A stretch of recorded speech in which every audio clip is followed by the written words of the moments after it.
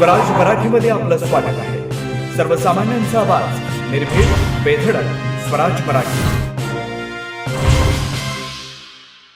मित्राला पार्टीच्या बहाण्यानं विशाळगडावर नेऊन त्याचा खून करणाऱ्या चौघांना जिल्हा व सत्र न्यायाधीश एस तांबे यांनी दोषी ठरवलंय।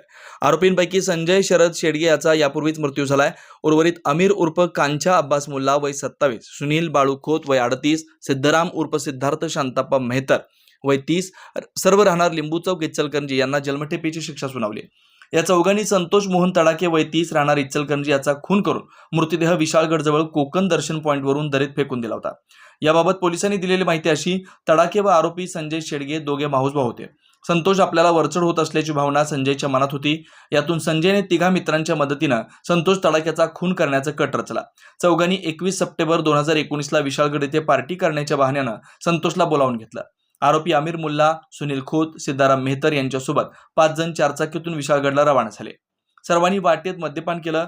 आंबा मानुली मार्गे सर्वजण कोकण दर्शन पॉइंटला आले। संतोष तडाके बेसावध असताना चौघांनी त्याच्यावर हल्ला केला। कोकण दर्शन पॉइंट जवळच त्याचा गळा चिरून त्याचा मृतदेह दरीत फेकला। तसेच हत्यारेही मृतदेहासोबत फेकून सर्वजण पुन्हा इचलकरंजीकडे आले। त्यांनी वाटेत शाहवाडी तालुक्यातील कडवी नदीत रक्ताने माखलेले कपडे स्वतःचे फेकले होते। त्यानंतर चौघे इचलकरंजीला निघून गेले। मुख्य संशयिताचा मृत्यू। खुनाचा खटला जिल्हा व सत्र न्यायाधीश एस तांबे यांच्यासमोर चालवण्यात आला।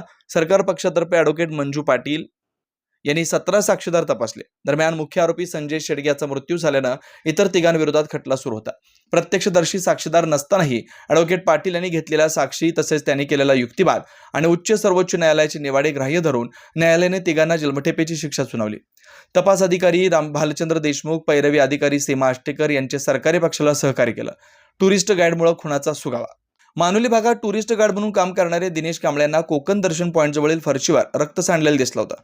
त्यांनी याची माहिती पोलीस पाटील दत्तात्रय गोमाडे राहणार मानुली शाहवाडी यांना दिली। याबाबत गोमाडे यांनी दिलेल्या माहिती आधारे शोध घेतला असता दरीत संतोष तडक्याचा मृतदेह मिळाला। या प्रकरणी शाहवाडी पोलीस ठाण्यात गुन्हा दाखल होऊन चौघांना अटक केली होती।